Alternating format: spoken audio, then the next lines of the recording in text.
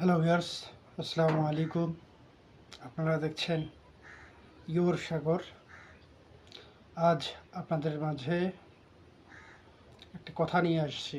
সেটা হচ্ছে, এক ভাই আমাকে কমেন্ট করেছিল, ভাই সফলতা বলতে আসলেই কি কিছু আছে বা আদৌ কি কিছু রয়েছে কি না।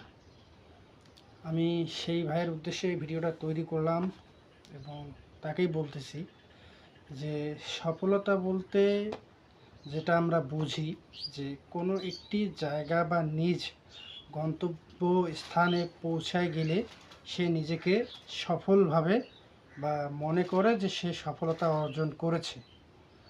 আদৌ এটা সত্য নয়।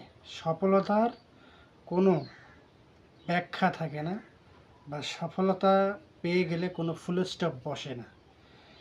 এটা একটা জার্নি, আমরা জার্নি করতেছি, জার্নির মাঝেই আমরা